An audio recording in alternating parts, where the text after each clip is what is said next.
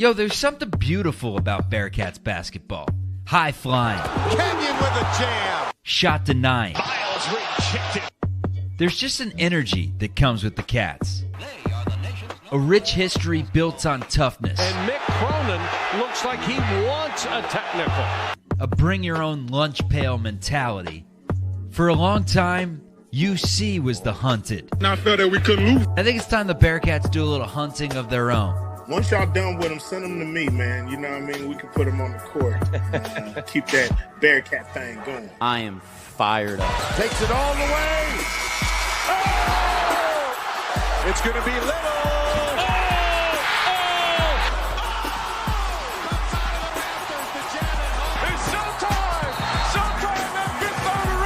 I wonder how Steve Logan would be over in Afghanistan or somewhere. I bet he'd be pretty poised. He just does not get rattled. Van Exel, he'll cut it loose. Watch out.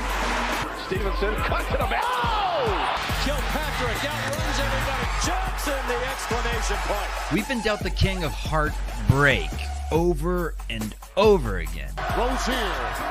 Smith and Everything they worked for was undone on one play. But I see the light. The Cats are back. Lukosius, open three, got it! Oh, baby! Welcome to the only live Bearcats postgame show on YouTube. This is Chatterbox Bearcats.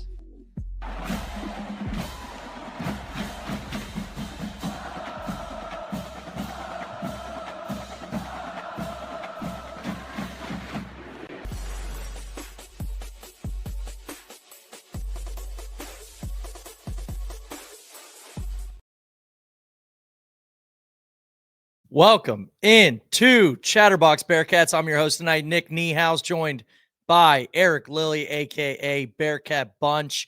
The Chatterbox Bearcats crew is going live all portal season for departures, entries, breaking news, all sorts of stuff. And also, my co-host tonight, Eric Lilly, on Twitter, Bearcat Bunch, has the tracker portal. He's killing it this portal season, offering the best updates, follows on social media, everything you need to know about who we're in on, who we're targeting, who we could possibly land, and also, of course, who is leaving. Now, Houdini called it, Lily. If you listened to yesterday's show, he said he thought it was going to be Black Monday, a mass exodus. And that's exactly what ensued. 3 Bearcats entered the transfer portal today, most notably Dan Skillings, Josh Reed, and then, of course, also Rayvon Griffith. All 3 of them leaving Cincinnati. Let's start with the most impactful, in my opinion, and probably the least shocking. Dan Skillings is taking his talents elsewhere. Lily, you were probably the last member of the Dan Skillings Jr. fan club. What are your thoughts on him leaving us? I probably was. Last year, I loved Dan. I thought he had a breakout season. And when guys like get better like that, I just get excited, think that like it's going to continue, because usually the stars that come out of nowhere, that's what happens. It didn't happen with Dan. Hard to tell really what's going on with him. I think it's, to really succeed at the highest level, you have to take basketball extremely seriously. And, there's speculation there. It could be something like that. And towards the end of the year, he kind of like, the thing with Dan is like, he wasn't a locker room cancer to me, I don't think. I truly think he just wanted a huge role, but didn't like produce for that. And I actually felt bad down the stretch there, because you could tell he was toning himself back a little, trying to be a little more calculated with what he does on the court. You can still tell he didn't start playing basketball till later on in his life. He has questionable decision-making at times, but you can also see the talent. So seeing him like tone it back a little at the end made me sad. But at the end of the day, and this is coming from the biggest Dan guy there was, it's just time to move on. He might be great somewhere else. He might continue to be what he is. I'll be rooting for him as long as he's not playing UC personally. I've got nothing against the guy. I see it's just it was time to move on. And I see some people saying, well, you could try to fix him here. No. Sometimes this Wes Miller's job is on the line, and we need more disciplined, surefire production from our starting players. So I think it's just he has a spot, and we got to try to upgrade it. I think it's time to move on as well. And I don't think a lot of people are going to disagree with you. I do think that it was kind of unfair for him. He kind of hurt himself, I guess, is what I'm going to say here with his comments during the UC baseball broadcast last year that kind of just got blown up, where he's like, this is going to be my last year in college. I'm off to the NBA. Because you say that on broadcast, and then somebody picks it up, then another person tells another person who tells another person that you have all of these expectations that you're just going to go to the NBA. You know what? Hey, I got one more year in Clifton, then first rounder I am. Like, it's not that easy. And obviously all of those expectations got placed on him because of one single comment that he probably wishes he had back. So I think that kind of shot himself in the foot, because had he not said that, I feel like we're going into this year where it's like, yeah, Dan Skillings is probably our best player, but it's not this kid thinks he's NBA bound and should act like it and should play like it. Like, nobody's going to be saying that about him.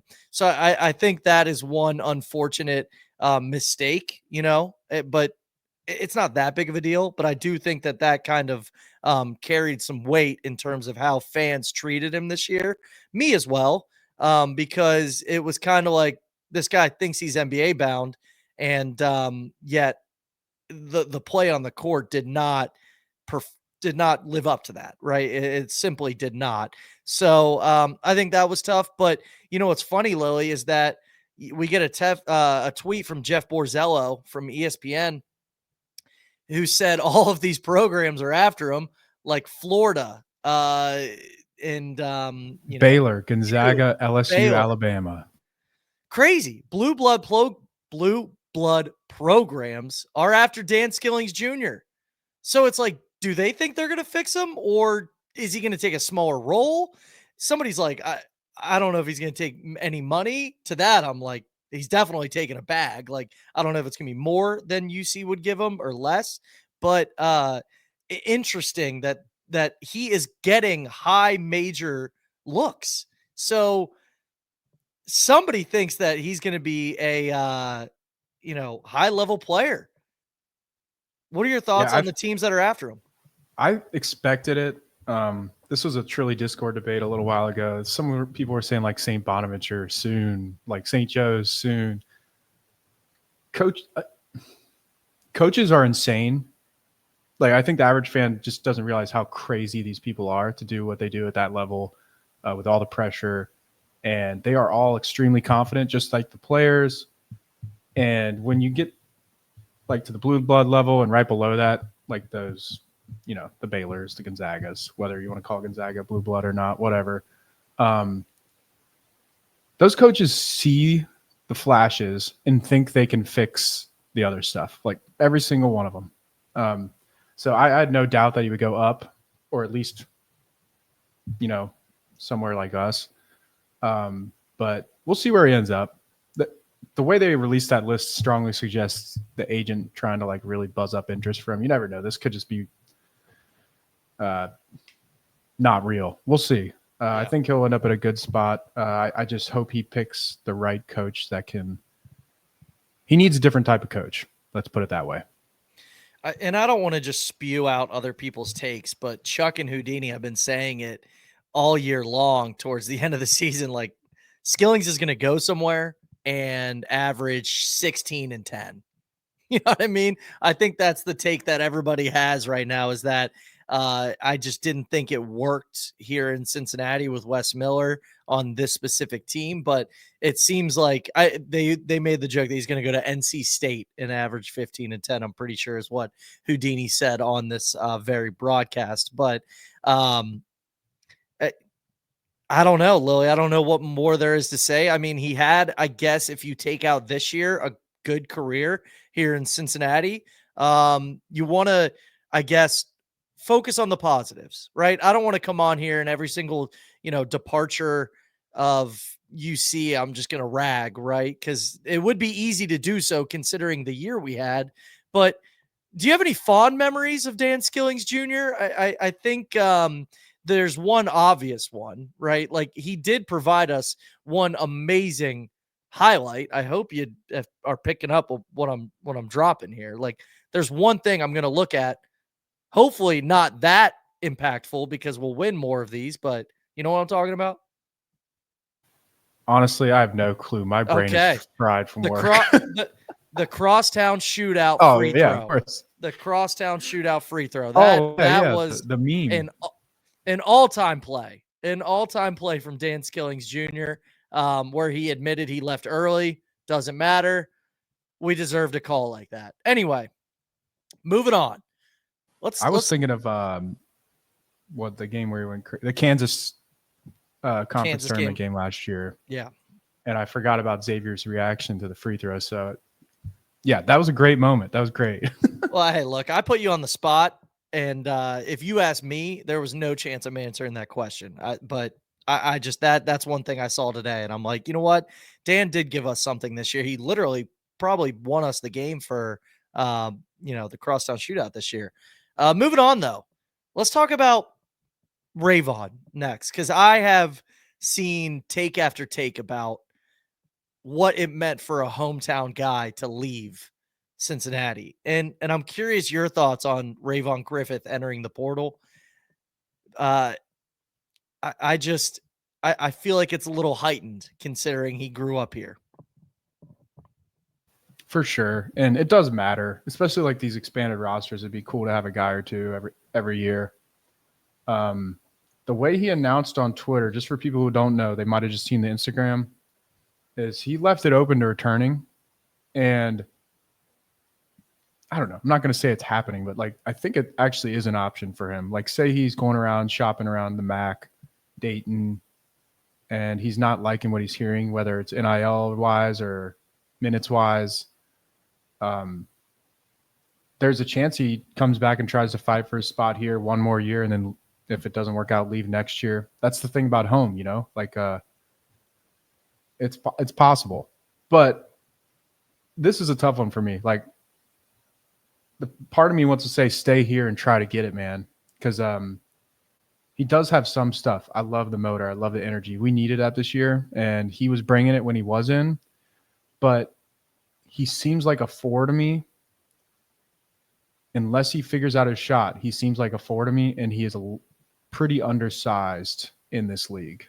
I really think if he went to the MAC, he would go crazy and may be able to go back up once you establish what you are to people. Like right now, people are watching small highlights. They don't really know what he is yet. So the big decision here is, do you want to go play more minutes at a lower level and go back up, or do you want to try to fight for it here at home? I respect him either way. And I'm not, from UC's perspective, I don't know. I think he's a tweener at this level, so I'm not losing sleep over it, but I thought it'd be cool if he stayed and ended up getting into the rotation. I can definitely see him coming back. Do you put any stake in the whole? I mean, a take going around the internet is like, this says a lot about Wes Miller and his ability to, it says a lot about him with the hometown talent, like not being able to keep them all. I'm just seeing all these crazy takes, and I put nothing in that. I put no stake in that. I don't think, look, how many high impact basketball players, football is one thing, right? You field, 22 guys, like there's 5 spots. Yancey Gates obviously comes to mind, but like, I just don't see I don't see that being the biggest deal. Is that a hometown guy is leaving? Like, I don't think that reflects any bit on Wes. I think he's just trying to get more PT somewhere else. Do you put any stake in that take that like this is going to affect Wes by any means, considering he's from Cincinnati? I think the fact that the door is still open says a lot. I think this is probably amicable, mutual. They probably talked together, presented the role, and Rayvon's like, let me check other things out. Maybe I'll come back. Something like that, if I had to guess. And in terms of how Wes treated Rayvon this year, I do think Wes needs to play his bench a little more out of conference to really give guys opportunities. Because Rayvon wasn't really playing that much out of conference, and then he got in conference when it was a train wreck and we just needed some energy, which he surely has. Like, we all know that, but we still don't know what he is. If he would have played more against, I don't know, trying to think of a random team we played. Did we play Stetson? I'm just going to say we played Stetson. Playing more against teams like that and let a guy like really try to earn his minutes on the court, not just the practice court. But I don't think it was egregious, and I really don't think that like it stunted his development or anything like that. I personally, I agree with you. So the third portal exit of the day, Josh Reed.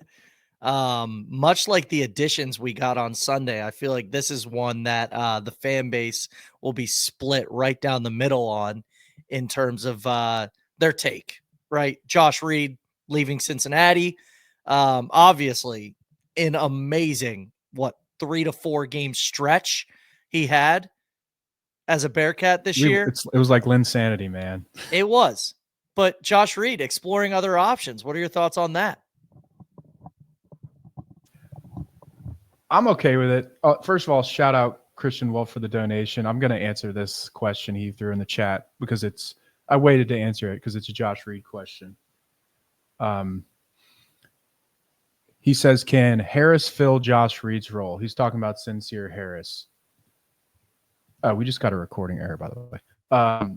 So I think Harris is kind of like Josh Reed defensively for us next year. Josh was guarding perimeter players. He could guard a guard. I don't think it's a direct thing, though, because Sincere does play some two. He played – a lot of people keep calling him a shooting guard, and our ones and twos are like, he's not going to play much. He played more minutes at the three this year for West Virginia than the two. Jonathan Powell is playing the two. So he's going to play a lot of three, which Josh Reed did as well. So his versatility on defense is huge. Reminds me of Josh Reed. It's just way better. But if you do want to say Harris to Reed to Harris, it's a very big upgrade in my opinion, just because Harris is an elite defender. And, Reed did get better at threes, but come on, let's be honest here. So one more thing I want to say about Reed is I'm not losing sleep over this either. I thought it'd be cool, similar to Rayvon, if he stayed to be depth. But something I think we need to remind ourselves of is Josh was not really in the rotation at the beginning of the Big 12. He played he didn't play versus Dayton, didn't play versus Xavier, didn't play versus Arizona, played 3 minutes versus Baylor. And then the year before, he wasn't really playing much going into the conference play again. And I think we have this twisted view of Reed as a rotation player when all he was in the rotation because everything else was a disaster. I don't think he won the job. I think it was like, well, got to try this guy. And he does the right things on offense, You're he's so in damn the right smart, places. Lily. You're so damn he's smart. in the right Lily. places. He can guard the right guys. He's not going to like really burn you, right? But we need more Big 12 players, and he's not one. That's how I look at it. When you're listening to the audio podcast of this version, obviously that was not my voice. Chuck Walter has joined the program. How are we doing, Chuck? Chuck, we're talking about portal exits. You were one infamously in the group chat worrying about West running it back. We are 3 exits today. What are your thoughts on that? It's a great day to be a Cincinnati Bearcats fan. That's my number one takeaway. When I look at this piece by piece, Rayvon Griffith wasn't good enough. Will he ever be good enough? I don't know. I wouldn't be shocked to see him go down a level. Just didn't look like he had it physically. Didn't look like that the handles were necessarily there. If the shot isn't going to be elite, then it's like, I know he could play above the rim and he's super athletic, but he just didn't look the part. Now, can he? We'll see.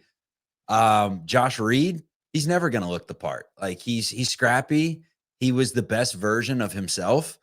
I thank him for all his contributions. He was solid. Like he proved that he could play in the Big 12. But if you can upgrade, go upgrade. That's the way I look at it. And then Dan Skillings, like, I think Dan's going to be good, quite frankly. You've seen some of the schools that have hit him up, Bama, Florida. Like, I think he's legit. But look, our coach did not get the best out of him, and it's time for our coach to go find someone else that hopefully he can get the best out of. Wes Miller knows that this is his last hurrah. He does not have time to fix Dan Skillings. He does not have time to try and cobble together wins with Josh Reed, and he does not have time to, have a scholarship sitting on the bench for 95% of the season if that was his plan for Rayvon Griffith this upcoming season. So I like what he's doing. I like the fact that he's like, let's turn this entire thing over. We'll bring back Jizzle. We'll bring back Day-Day. We'll bring back Tyler McKinley. I wouldn't be shocked if he just brought back Betsy at this point, and the whole not playing in the Crown was just due to him being a freshman. Could be completely off there. Lily can speak to that. But I like what UC did today. It frees up some roster spots, which means it gives us some more content. That's all I have in me, fellas. I got to run and do some other things, but I did want to pop in there and give my thoughts that over the last 24 hours, I do think UC has gotten better with their 2 additions and their 3 departures. Bearcats forever. You'll always be a Bearcat forever, even if you're Hernal Hall, or Jamal Warren, or Timmy Crowell. You're a Bearcat forever, but we got better. That's all I got to say. Defensive stopper right there. And farewell to baby Zion, right, Chuck? Farewell. It was fun while it lasted. And the moon balls that hit the Jumbotron, no more. No more. How about that? Enters and leaves just like that. That's Chuck Walter, everybody. He brought up something interesting. Frees up scholarships. Lily, Dan Skillings leaving frees up some cash, right? That's one major takeaway I have for these 3 departures. I don't know how much Rayvon and Josh Reed were getting paid. I don't know how much Dan Skillings was getting paid. Not public information. I mean, obviously there's numbers that you're told. But Dan Skillings was obviously one of the more expensive players on this roster. Is that what at the top of your mind when you hear that Skillings is leaving? Is that, hey, we got this amount of money to go after a big man? Because that's what I'm thinking. Yeah, and also role. Like we talk about NIL a lot right now because it's the hot thing to talk about. And the rumor with Skillings is 500. So, that's a chunk of change, even with the rumor of 6 to 7 for this year. So that's a chunk of change for real. Like, and guys are getting raises just because the market's crazy too. Like, even if they don't deserve it, production wise. So yes, we need the money to be spent on different types of players. That core of like big players that we had last year, it had to be blown up, but some form of it had to go. That's why I kept saying, like, I'm not worried about running it back because at least one of these guys was going to leave, and Dan's the first big one. We'll see. I feel like more's coming here. To Christian Wolf's question, thanks again, Christian. Is Page gone? He's not gone yet, but I'd be shocked if he returned. I mean, if the scenario of him returning is the center market is dog shit, which it is, and we just decide to just be like, hey, Arrington, want to give it one more shot? I don't think that's going to happen. And Chuck mentioned Betsy as well. I don't see that happening either. But, portal season's crazy. We hear rumors. We've heard rumors for both sides of every player on the roster, basically, that they will stay or they'll leave. We don't know. Maybe we find out more tonight or tomorrow. It sure got off to a quick start today. It definitely did. And I set the over-under of portal exits at 4.5. So if you're keeping track at home, I hope you took the over. I hope you took the over because we are expecting 2, maybe 3 more hitting the portal at this point. Let's talk about the entries because you didn't get to yesterday. We went live without you. Unfortunately, I know you had takes galore. I know you have the analytics. What do you think about, let's start with Kirk Kriisa. He's somebody that is definitely volatile in the fan base. I am one who is fully on board. I tweeted last night, I think I'm going to be his number one fan, even though I've been saying all year long that I learned my lesson, not getting too high on any single player that UC lands. I already lied to myself. What do you think about Kirk Kriisa? I like it. So I see a lot of people not liking it, though. I think people will talk themselves into this like we usually do. But there's stuff to talk about here because we've had this issue with the Jizzle Day thing, right? Like we all wanted it and now it didn't work and it looked like it was working sometimes. The thing that neither of them have is that pure point guard ability to pass and create. And a lot of the anxiety, like just even 2 days ago, was about, are we really running it back with this backcourt? Are they going to get much better to where we can have a more dynamic offense? And I was not expecting us to add a point guard. I love it. He passes really well. He was like second in the Pac-12 in assists a couple years ago, or first.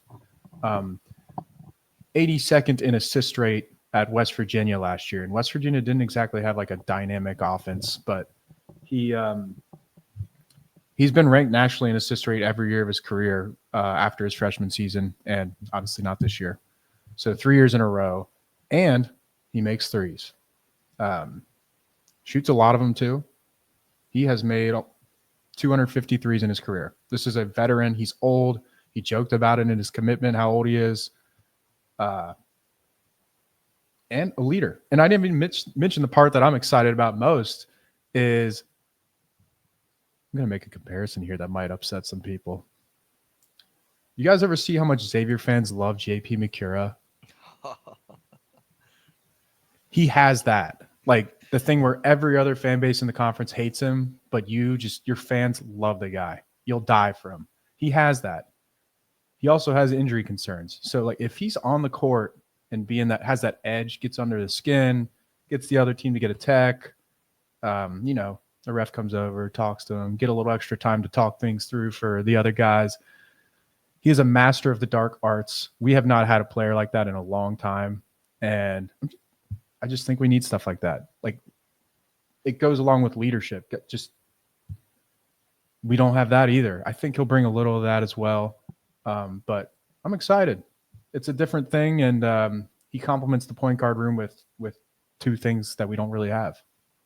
Yeah, I'm glad you made that comparison because it will upset people, but it is accurate. It truly is. And I'm also glad you mentioned his passing ability.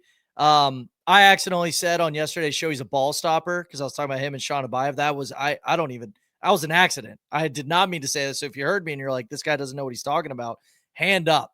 Accidental take, bad take. He averaged over 5 assists a game in a year. He's entering the team as the best passer, the best facilitator, the best playmaker easily.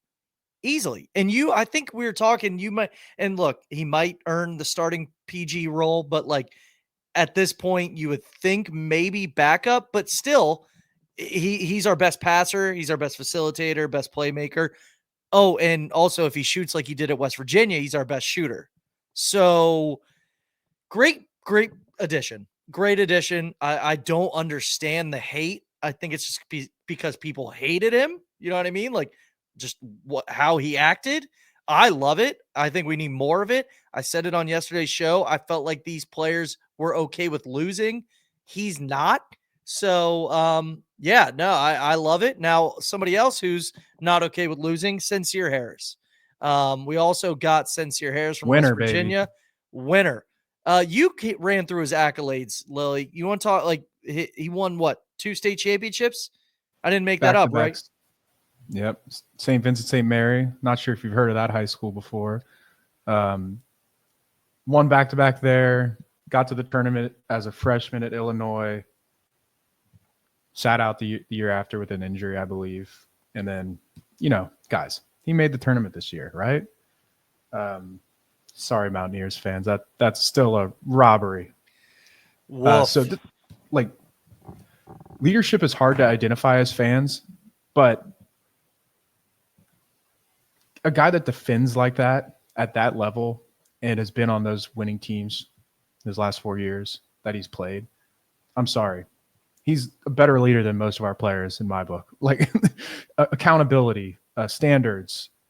Both of these players have that, and they both have that edge. The dog that we're talking about. I'm gonna make some analytics for this. I'm calling it X-dog, expected dog per game. We're gonna do that. And we got to decide how I want to quantify this, but maybe like they've got WAR it in baseball, like wins above replacement. Like that's how you quantify it. Like, yeah, and we're just gonna go based off that baseline of dog. Yeah, they're both above 0, and another like. Think about the dead crowds we saw towards the end of the year, the groans and the moans. These are the type of players that get people excited, get the fans going, and we just haven't had that. Like, just think about the Goon Squad back in the day, like before the game even starts, dancing with the fans and stuff. Like, maybe, I mean, obviously, might not happen, but you need to get guys like this for that to happen. So, good start, I think. On paper, it looks really weird, so I see why people are still upset. I'm going to wait and see. Like, I'm not saying this is like some grand slam. I want to hear the rumors on the prices and stuff like that. But good start for me. Good start. Good start. I think so. I think it's a good start. Good start, Wes. Well, let's continue.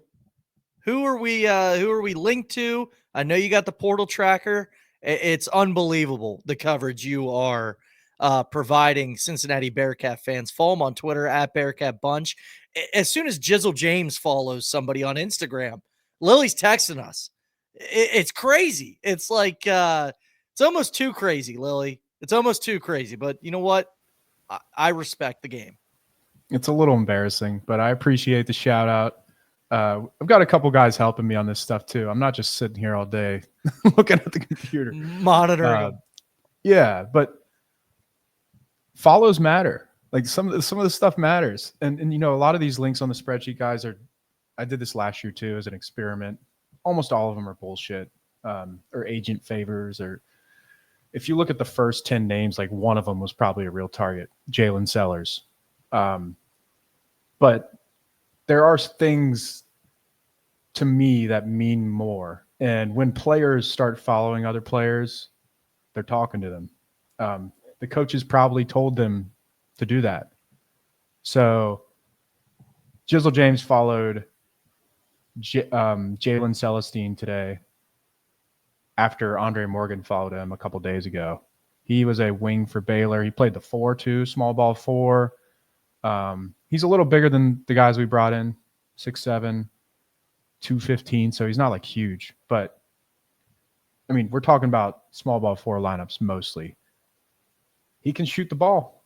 Veteran of the Big 12. We know he can play at this level.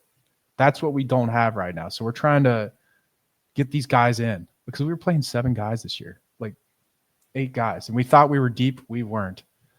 So we need more sure things. Jalen Celestine is that. Also, Brandon Garrison today, Jizzle followed. Big man for Kentucky. He was at Oklahoma State last year. He beat us in our home arena. And we were recruiting him in the portal right after that. So there is a connection there. And also Kirk Risa was his point guard last year. I don't know. That would be a pretty big pool just for people who aren't aware of Brandon Garrison. He was a high 4-star, low 5-star out of high school. He had production at Oklahoma State. He was the backup at Kentucky, a top 20 team. That's the type of guy that like Corey Evans might be looking at, like someone with NBA pedigree, like NBA measurables that just kind of hasn't gotten this big opportunity yet. I would be thrilled with either of those guys personally. They fit what we want. He started shooting threes this year, so big man who shoots threes. Let's see what happens. Let's see what happens. Those would be obviously big gets in the transfer portal. Now, also, speaking of like Jizzle James following these guys, I know we briefly mentioned it yesterday, but he reposted it was Kirk Creesa or was it Sincere Harris? Either way, he posted one of those two on his Instagram. He said, "You know what we on, twin," and now that Sincere. phrase is officially dead since I said it out loud.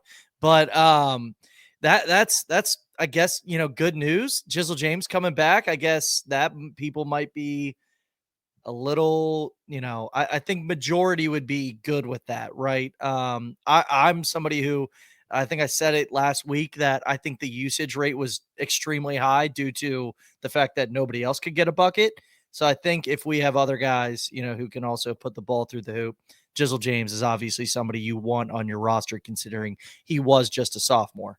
Anything else, Lily, before we head out? We have 3 people leaving the program. Dan Skillings, Rayvon Griffith, Josh Reed, 2 coming in. More scholarships to be used, more NIL to be used. Anything heading out of the show? Yeah, just stay locked in, guys. The staff seems to want to be quiet right now for whatever reason. I think just to maybe try to lock up their guys without other teams knowing, possibly. Kind of like what the football team does. And on the spreadsheet, we can see the positions. There are 2 centers. One is Sean Phillips of Arizona State. He's from Ohio, Dayton, actually. And Brandon Garrison. Those are the only 2 centers. There's a chance we have a Kirk Creesa situation here with the big man any day. And it also could take a month or 2 if we go for an international guy, which would be miserable as a fan. But stay locked in. Stuff could just pop out of nowhere again. And, yeah, check out all of us on Twitter. Follow the spreadsheet. Like, subscribe, all the good stuff. Absolutely. I was just going to say that. Like the stream. Give us a 5-star review anywhere you get your audio podcasts. That's all I got. Lily, actually, one little thought for the road. None of this matters unless you get a big man. I think that's the final thought. I know Lily agrees with me. We are desperate for a 5. 2 of them. 2 5s. But that's it, guys. Make sure you like the stream like I just mentioned. Give us a 5-star review. It goes a long way for us. Thanks for joining us tonight. Have a good night.